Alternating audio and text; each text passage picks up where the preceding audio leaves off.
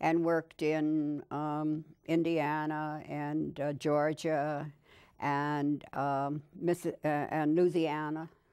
And then in 1939, we decided it was time for us to have a family, and I asked Amalgamated for a transfer from New Orleans, and they put both of us in Baltimore. That's where our first child was born. Then a couple of years and did some things for the government, and guess what? The Labor Morale Section of the War Production Board with Andy B. Miller, who was later the legislative assistant. We learned to know Andy and his wife Hannah in Milwaukee when we printed our labor newspaper at the Milwaukee Leader. A legislative assistant, that was for the CIO? AFL. Yeah. Andy, oh, he's a famous, he was a member of the Congress at one time.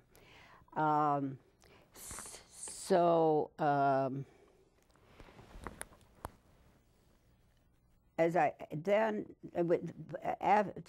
the time, and Newman was director of the Labor Division of the Office of Civilian Defense, we lived in Washington for a couple of years.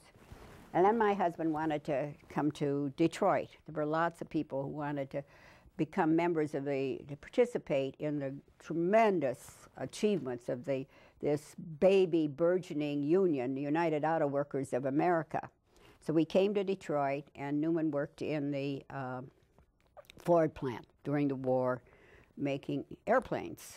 While on our way to Detroit, I went home to my mother because she had not seen our second child, our son. While I was in Minneapolis visiting my mother and my family, I had a letter from Victor Reuther, and he offered me this position of director of the women's department. How had you known Victor? I knew Walter fairly little bit, and I knew Roy very well because he lived with us in Washington, because he was also working in the same department as I was. So we went in the bus every morning. Government. Yeah. The War Production Board, Labor Morale Section. But Victor, I really didn't know at all. I'd met him, but I didn't know him. So I just said, well, you know, I've got 2 young children. I have to see what happens, and so on.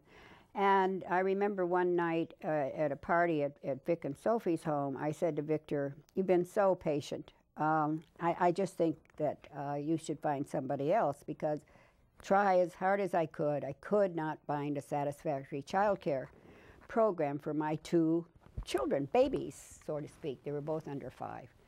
And the very next day, a woman walked in. We were living in a housing project. She lived a few doors from me. So I tried her out for a couple of weeks. Again, fortuitous, Anna, and because she could come every day, we didn't have a place for her to sleep in, I was able to accept Victor's offer. And this was in Detroit? Yes, in Detroit. Yeah. Now, then what was your first job with the UAW? As director of the Women's Bureau. And what was that, and what did it do? There had been, the auto workers, of course, the industry was predominantly male. And it was the face of America. It was Catholic, and it was Protestant, and it was many different ethnic groups, and it was the South and so on. And it had traditional male attitudes. But there was this huge influx of women workers because of the women were needed as the men went off to war and the production requirements for personnel increased. So our task was wonderful.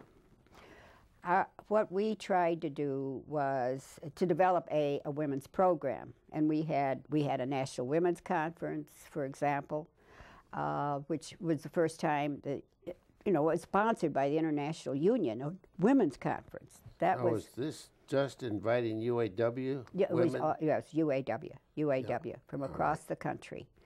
And we did things, for example, the men had gone, the idea was, somebody had an idea that the production workers should see the product and how it was used in the services, so you could connect working on the line with the war effort. So the men had gone to Camp Atterbury in Indiana.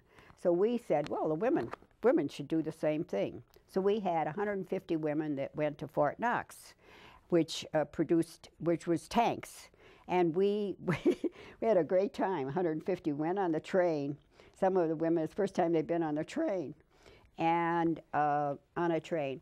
But we were in the tanks. I remember when I got in a tank, I was the first one in, and I had claustrophobia at first. It was so scary. So we rode in the tanks.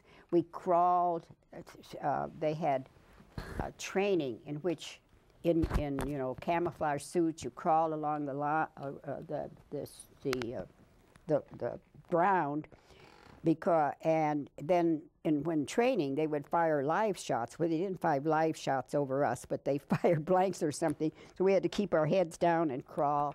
In other words, it was a terrific learning experience for us. And I don't know whether it's accomplished this goal of connecting, but you did day by day in 9 or 10 hours at work and getting very tired. And if you were a woman, having to take care of children, shopping, and so on, all of those problems which surrounded women. And we tried to deal with those too. We worked very hard on child care. Let women see the end product of what they were doing mechanically in the shop. Mm-hmm. Do I have that correct? Right. And you took the lead on that and got support from the UAW. Yes, and Olga Madar was one of my close associates and partners in all of this. And Olga, who later became vice president, first woman vice president of the UAW, was then at the bomber plant, Local 50, at Willow Run. Now, I think, as far as the people hired, you just say there was an Archie Bunker background and a lot of union members that when you join the union, you don't get all your attitudes changed automatically. What was the relation of Walter Reuther? Did he support this, or was he just passive, or what was his role in relation to you and your job and the work with women? Well, my boss was Victor. Yeah. And at this time, R.J. Thomas was president and of the union. Walter was a vice president.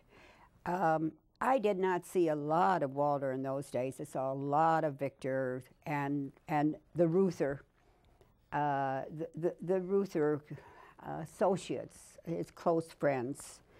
And I was labeled when I was put on the staff.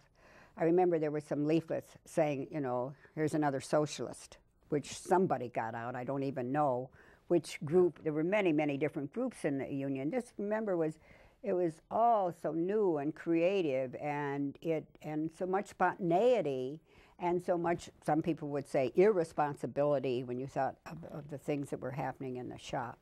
But it was creative, dynamic period. What was Vic's job at that point? Victor was director of the War Policy Division, which had been set up by the International Union. It was under the direction of the president, R.J. Thomas. Yeah. But Victor is an extraordinarily able person. It had, the other divisions were veterans, manpower, civil rights, and then we had sort of a manual that codified all the regulations affecting labor during the war period, which was used by the local unions and women. There were 5 divisions. Now tell me about the struggle for equal pay in relation to the War Labor Board. First, let me say, if you read the Constitution of the UAW and the bylaws from 1935 at the South Bend Convention, they speak to, it's amazing when you think about it, equality of women.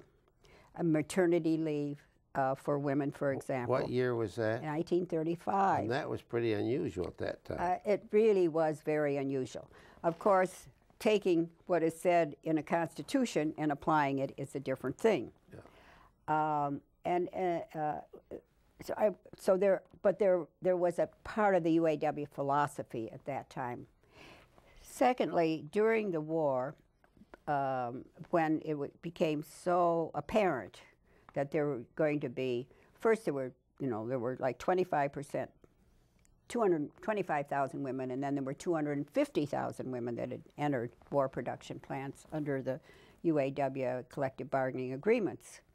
And Walter he believed, I think, in equal pay for women, but he also felt, and women were going on many different jobs, not the traditional ones like sewing in the upholstery department. on welding or whatnot. And that if something wasn't done about this, this could affect lower male